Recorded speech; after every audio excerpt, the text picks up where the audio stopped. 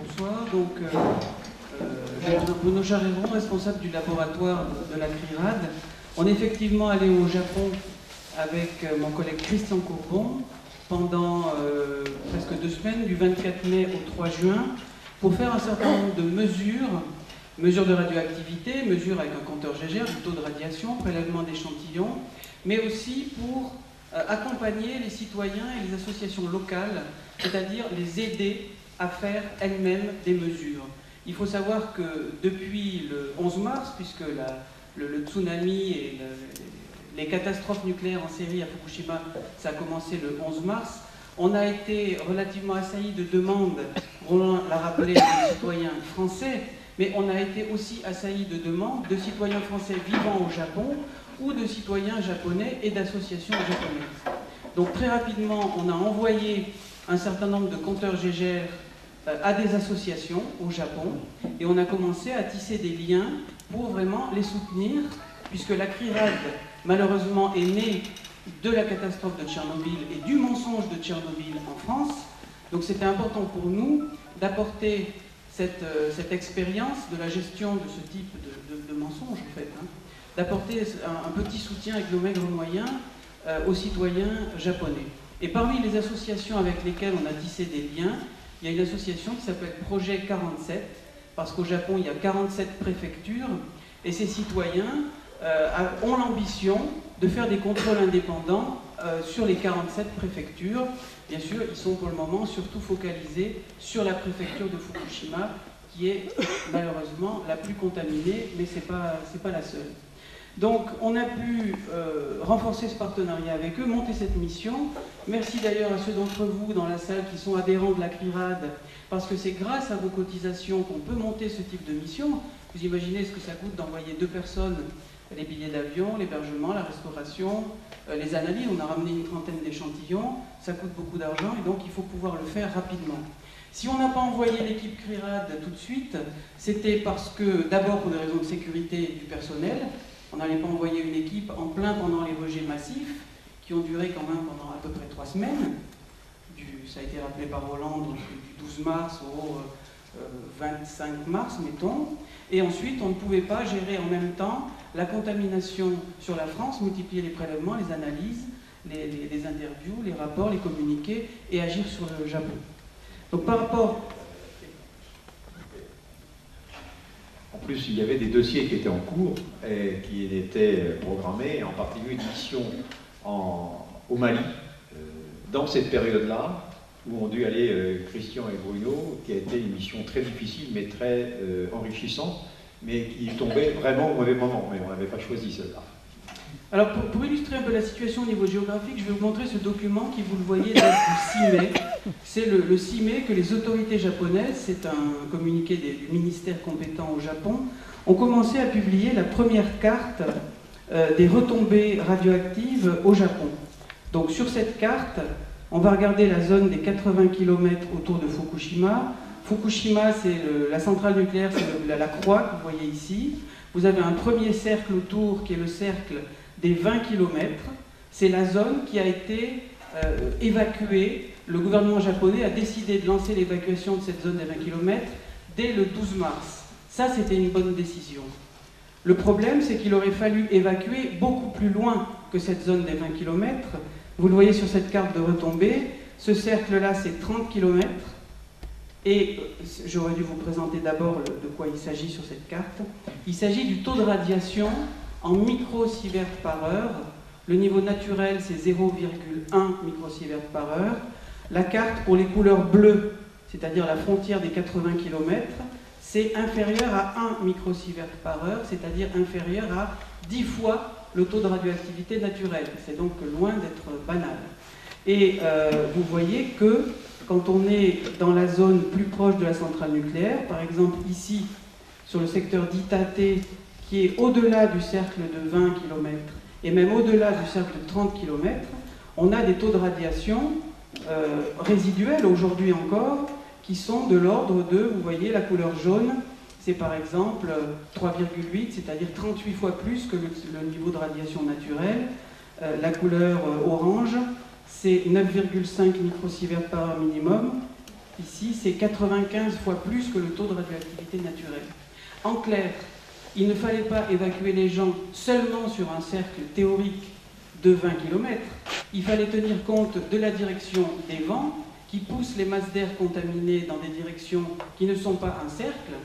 Et il fallait tenir compte des précipitations, parce qu'en fonction de la pluie et de la neige, les becquerels qui sont dans l'air vont se rabattre sur la Terre. Et cette carte vous donne le taux de radiation aujourd'hui, c'est encore vrai aujourd'hui, parce que ces becquerels qui sont tombés sur le sol envoient des radiations qui irradient les personnes qui sont sur ce sol. Donc, premier point, les citoyens japonais ont été très mal informés et très mal protégés par rapport à la question de l'évacuation dans les premiers jours et les premières semaines après la catastrophe. Le deuxième problème, c'est le confinement. Il a été demandé aux gens vivant dans la zone des 20 à 30 km, c'est-à-dire cette partie du cercle, de rester, si possible, confinés chez elles, pour respirer moins de particules radioactives et pour recevoir moins de radiation par ces masses d'air qui circulent dans l'air. Mais ça, c'est utile quand les gens sont concernés par des masses d'air contaminées pendant quelques heures, pendant un jour.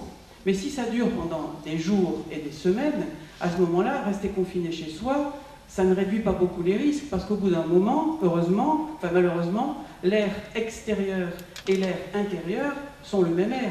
Sinon, vous mourrez étouffé, vous n'avez plus d'oxygène. Donc confiner les gens, c'est bien dans certaines conditions, mais dans le cas d'une catastrophe de cette ampleur, ça n'avait pas beaucoup de sens, et il aurait fallu donc évacuer les gens rapidement, beaucoup plus, sur des territoires beaucoup plus vastes que le cercle de 20 km. Le troisième problème de très mauvaise gestion, ce sont les pastilles d'iode. Donc parmi les substances qui ont été rejetées par cette catastrophe, il y a plus d'une centaine de substances radioactives différentes, le krypton, le xénon, du strontium, du césium, du plutonium, de l'iode radioactif. Et cet iode radioactif, vous le savez, se fixe sur la glande thyroïde. C'est d'ailleurs ce qui explique qu'il y a autour de Tchernobyl, en Biélorussie, en Ukraine, en Russie, une épidémie bien connue de cancer de la thyroïde chez les jeunes enfants, parce que cet iode radioactif a irradié leur glande thyroïde. Pour limiter la survenue de ces cancers, il faut donner très rapidement des pastilles d'iode non radioactif pour que la glande thyroïde soit saturée d'iode non radioactif et ne se gorge pas d'iode radioactif par le nuage qui passe, puis par les aliments que le nuage va contaminer. Or ça n'a pas été fait, ou de manière épisodique. Quand on était au Japon, on en a discuté avec beaucoup de gens, tous les gens qu'on a rencontrés, on leur a demandé « Avez-vous eu des pastilles d'iode ?» Et tous ceux que nous avons rencontrés, vivant y compris dans les zones proches de la centrale, n'ont pas reçu de pastilles d'iode.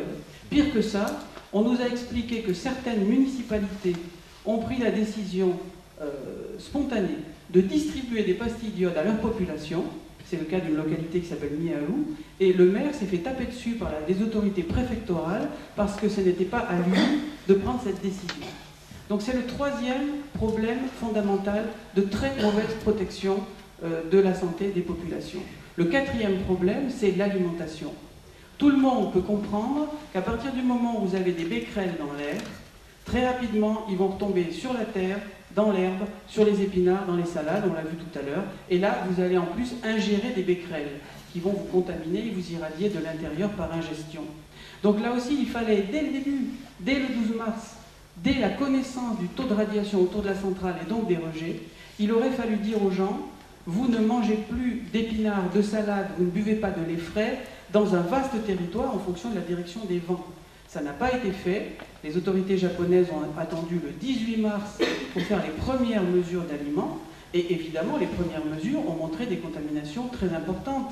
Je me souviens, les premiers chiffres, on les a vus le week-end du 20 mars, on était à la CNIRAD, dans la préfecture d'Ibaraki, qui est à plus de 100 km, qui est à 100 km au sud, c'est-à-dire elle est au-delà du cercle de 80 km, ici, elle est même plus bas. Il y avait des épinards contaminés à 50 000 becquerels par kilo en iode, c'est-à-dire que si un enfant en mangeait 200 grammes, il dépassait la dose maximale annuelle admissible. Et d'autres mesures qui sont arrivées plus tard ont montré que des herbes qui ont été prélevées par les autorités à Itate, c'est cette zone-là, à 40 km, avaient un taux de contamination en iode de 2,5 millions de becquerels par kilo. Ça veut dire que si les denrées comestibles autour avait ce taux de contamination, ce qui est très probable. En mangeant 5 grammes, un enfant dépassait la dose maximale annuelle à la thyroïde. Toutes ces données, pour faire court, montrent qu'on a laissé subir des doses extrêmement élevées, des centaines de millisieverts à la thyroïde et probablement des sieverts, c'est-à-dire là on est dans les fortes doses, à la population parce qu'elle a été très mal informée et très mal protégée. Et ça, c'est quelque chose d'inacceptable 25 ans après Tchernobyl, et en plus dans un pays moderne, riche, qui a des compétences, qui a des ingénieurs compétents en matière de radioactivité. Donc ça, c'est quelque chose qu'on ne comprend pas, et la CRIRAD fera tout ce qu'elle peut dans les jours qui viennent, les semaines, les mois, pour le faire savoir et veiller, contribuer à ce que ce type de choses soit corrigé, parce qu'un jour, ça arrivera peut-être d'ailleurs chez nous. Donc il faut que l'ensemble des processus d'évacuation, de contrôle soient revus. C'est quelque chose qui est extrêmement important. À ce propos-là, un petit mot pour vous rappeler quand même que les Japonais ont au moins décidé d'évacuer sur 20 km. À peu près dans la même semaine, le 16 mars, les Américains, vous en souvenez peut-être, recommandaient à leurs ressortissants de ne pas pénétrer dans le cercle des 80 km. Et au même moment, l'IRSN publiait sur son site internet, le 17 mars, une simulation qui consistait sur la base de rejets que personne ne connaissait. Les rejets radioactifs de Fukushima, aujourd'hui toujours, on ne les connaît pas, et les experts se disputent pour savoir quels ont été les rejets exacts. Donc l'IRSN s'est permis, à ce moment-là, de faire une simulation, alors que l'accident, on était en plein dans l'accident le 17 mars, hein.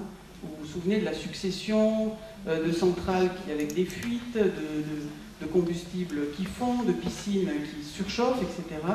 Ils se sont permis de faire une simulation qui calculait la dose qu'allaient subir les enfants dans la zone de Fukushima jusqu'au 20 mars.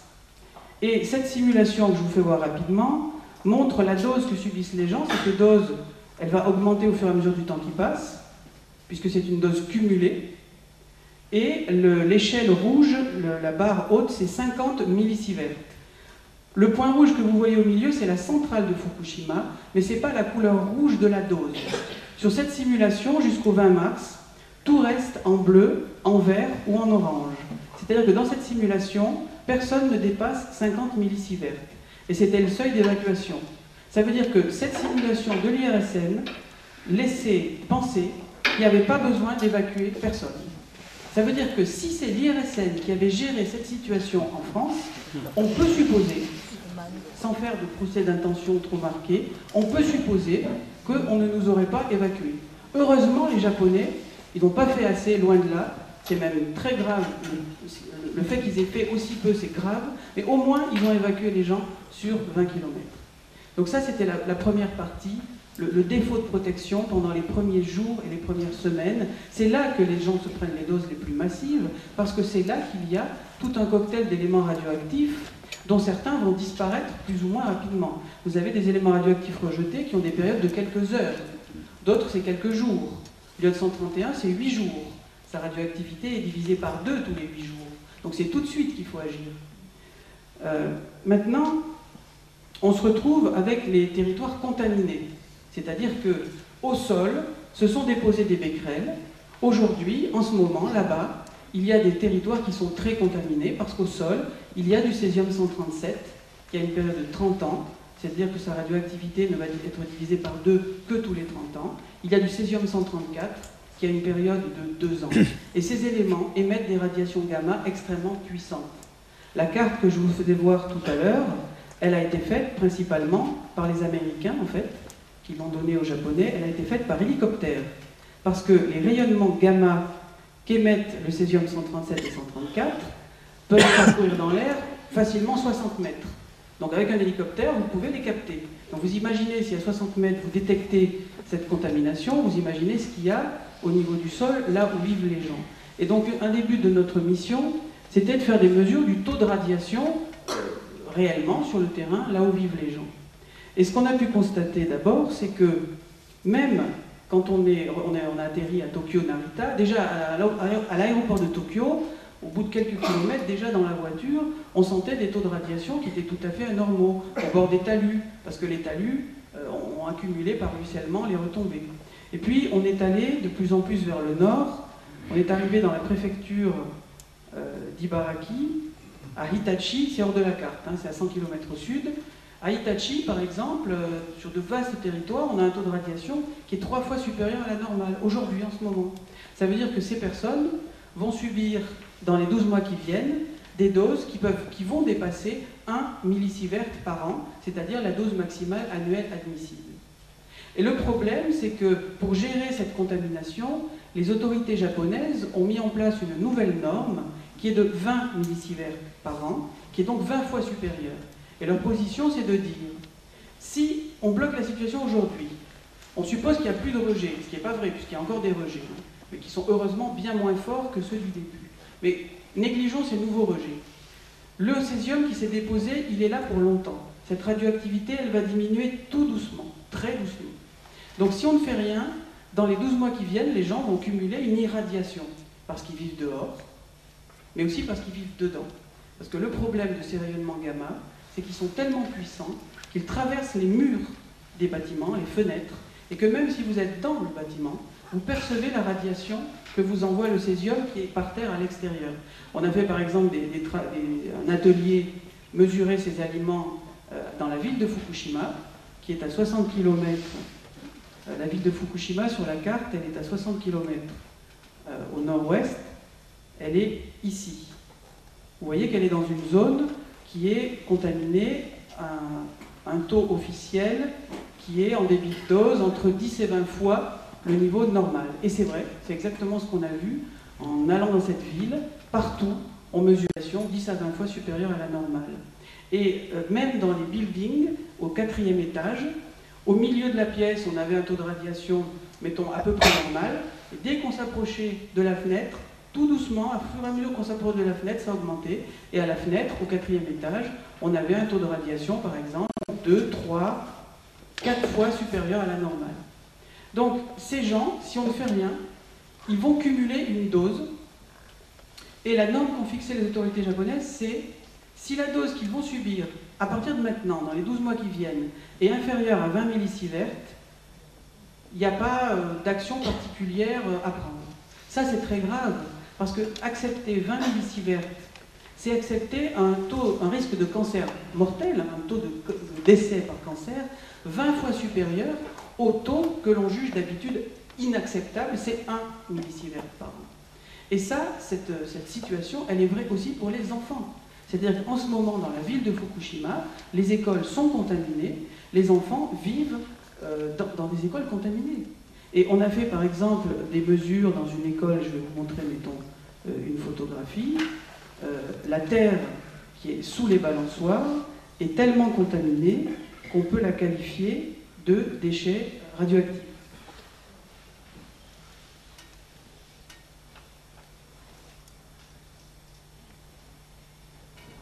Voilà, c'est cette photographie. Donc on est là dans une école élémentaire. Vous voyez les balançoires. Le taux de radiation à 1 mètre du sol est de 15 fois le niveau normal. Et on a prélevé la terre, l'argile qui est sous les balançoires. Cette argile-là, elle a un taux de contamination en césium de 370 000 becquerels par kilo, pour ceux qui connaissent. C'est un déchet radioactif. Et c'est même pas un déchet très faiblement radioactif. Là, on est dans du déchet FA, faiblement radioactif. Et le problème, c'est qu'au début, ce sont les parents eux-mêmes qui ont dû prendre des pelles pour aller racler la terre et pour l'enlever, ou des directeurs d'école ou des enseignants. Le gouvernement japonais est en train un petit peu de changer de position en disant on va quand même donner des subventions pour que des entreprises viennent décaper la terre à l'extérieur des écoles. C'est déjà un petit progrès, mais ça ne va pas, c'est pas à l'échelle du problème, parce que ces enfants, c'est bien, et heureusement, de faire baisser la dose qu'ils vont recevoir en allant à l'école, mais le problème c'est que quand ils rentrent à la maison, ils subissent aussi une radiation. On a fait des mesures à Fukushima. Dans le jardin des enfants, le taux de radiation à 1 mètre du sol, il est par exemple à la maison de 20 fois supérieur au niveau normal. Sur le tatami, là où ils dorment dans leur chambre, il est 3 fois supérieur au niveau normal, parce que le rayonnement gamma traverse les murs. Dans le salon, il est 6 fois supérieur au niveau normal. Et la ville de Fukushima, c'est une ville d'un peu moins de 300 000 habitants. Ça veut dire que si on voulait garantir à ces enfants et à ces gens qui ne dépasseront pas la dose maximale annuelle admissible de 1 millisievert par an, soit il faut les déplacer, soit il faut décontaminer toute la ville. Donc vous imaginez la complexité de cette situation. Donc on est face vraiment à l'impossibilité quasiment de gérer les conséquences d'une catastrophe nucléaire, parce que si on voulait respecter un millisievert, c'est une très grande partie, si ce n'est la totalité, du cercle de 80 km que je vous ai montré qu'il faudrait traiter, et c'est en réalité beaucoup plus, puisque les quelques mesures qu'on a fait, on n'a pas la prétention d'avoir fait une carte du Japon, hein, et le peu de mesures qu'on a fait montre que ça va bien au-delà. Donc le message qu'on a apporté aux Japonais, c'est de dire d'abord, exigez de votre gouvernement la publication d'une carte complète de la contamination au Japon, pas seulement 80 km. Et exigez la publication d'une carte avec un taux qui ne s'arrête pas à 10 fois plus que la normale. Il faut une carte qui va jusqu'à la normale.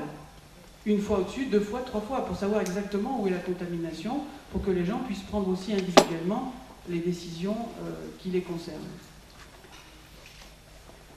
Au niveau humain, ça a été une mission très dure, parce que on était face à on a rencontré essentiellement des citoyens, et ces citoyens, je vais vous montrer un petit bout de film, nous remerciaient d'être venus leur montrer que c'était contaminé chez eux. Ça, c'était vraiment quelque chose d'assez bouleversant, en nous disant, avant que vous veniez, on était...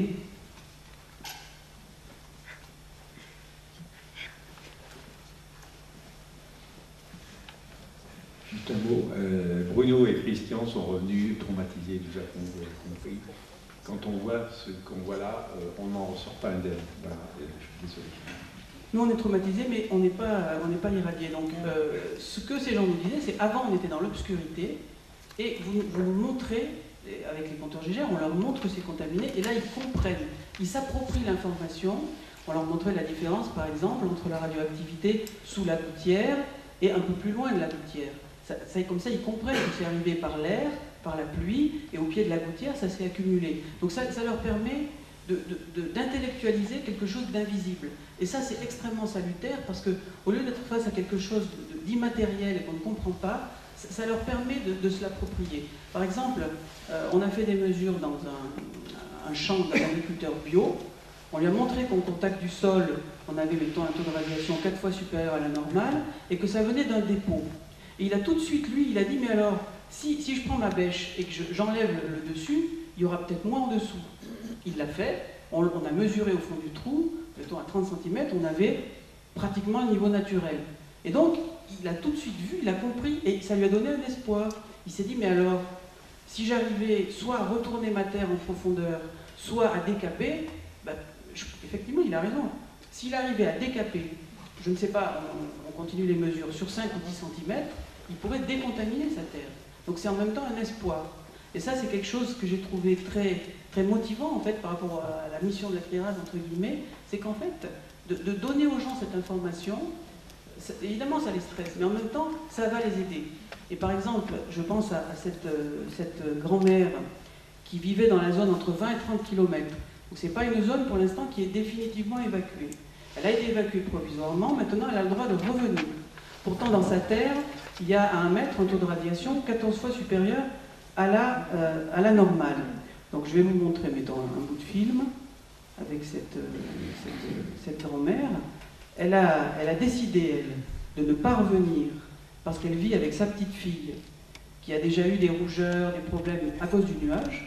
Et cette grand-mère qui est sur l'image à gauche, on lui a fait voir au compteur GGR, elle a très bien compris la situation, et ça, elle nous a dit vraiment, ça m'aide, parce que je sais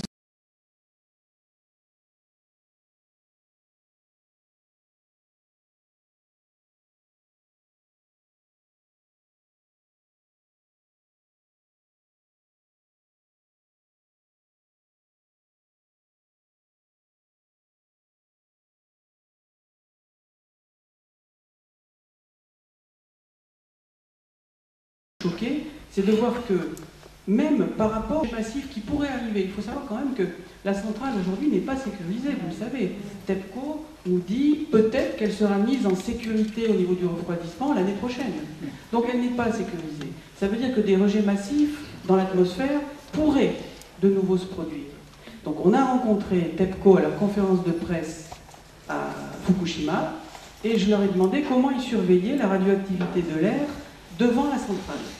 Ils nous ont dit qu'ils avaient une balise devant la centrale, au portail ouest, qui mesure la radioactivité de l'air 20 minutes seulement par jour. Et je leur ai dit, mais comment se fait-il que l'ACRIRAD, une petite association française, elle a 5 balises dans la vallée du Rhône, qui tournent en permanence jour et nuit, et vous, TEPCO, un des plus gros industriels nucléaires du Japon, vous n'en avez pas. Ils m'ont répondu, mais monsieur, c'est pas une question d'argent, c'est qu'on n'a pas le personnel pour changer les filtres et faire les analyses. Donc vous imaginez, c'est un site nucléaire où il y a 3 réacteurs, où le cœur a fondu, ils n'ont pas les moyens d'avoir le personnel pour changer les filtres d'une balise. Mais on rêve complètement, enfin, c'est un véritable cauchemar ce qui se passe là-bas. Et deuxième problème, les autorités préfectorales, on leur a demandé s'ils avaient lancé un plan de distribution de pastilles d'iode dans les maisons, pour ne pas reproduire l'erreur du début. Parce que les pastilles d'iode, je vous le disais, il faut les prendre, si possible, pour qu'elles soient vraiment efficaces, 3 heures avant les rejets, avant que l'air contaminé arrive. Donc il vaut mieux les avoir à la maison.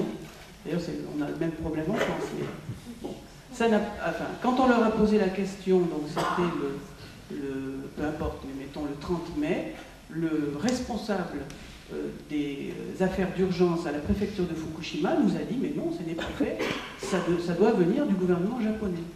Donc ça veut dire que tout est à revoir, quoi. La gestion de la crise pendant que la crise arrive, la post-évacuation, la gestion de la crise maintenant pour les gens qui vivent sur des territoires contaminés, et aussi la préparation à de futurs rejets massifs.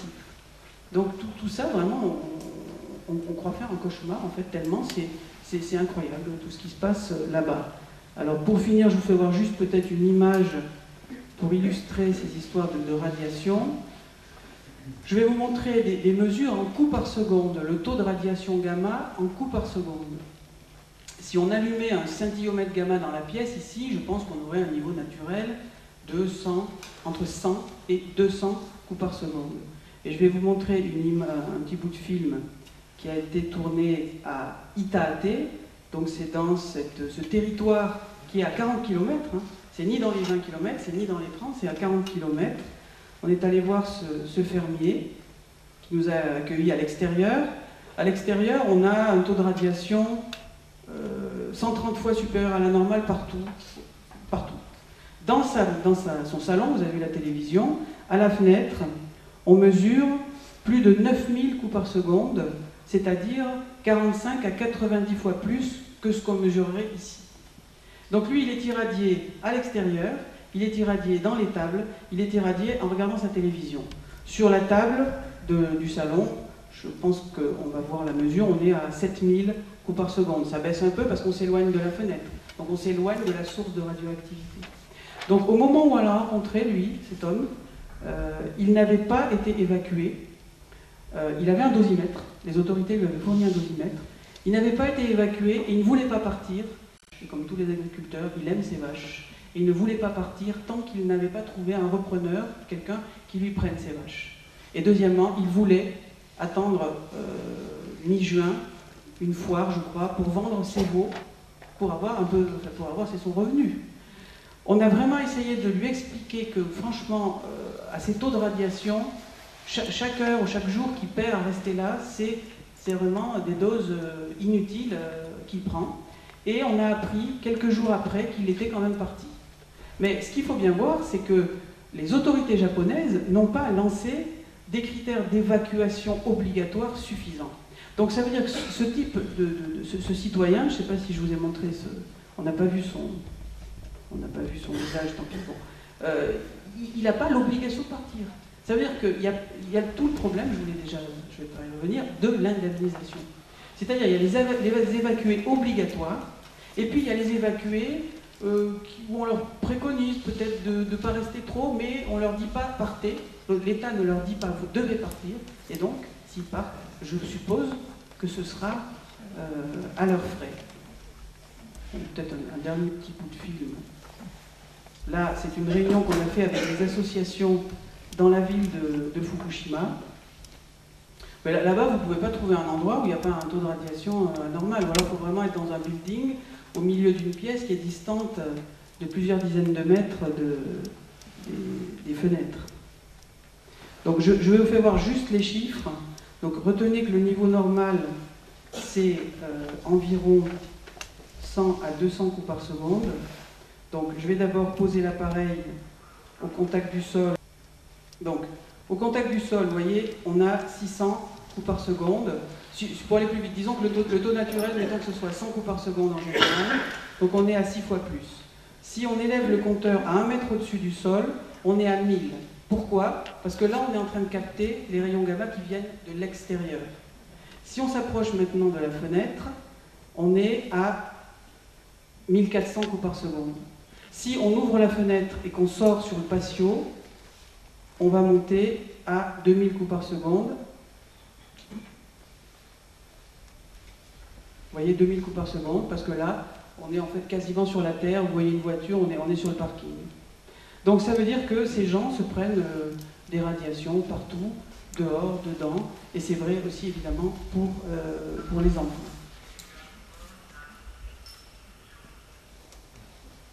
Voilà, je crois que j'ai dit à peu près l'essentiel. Merci.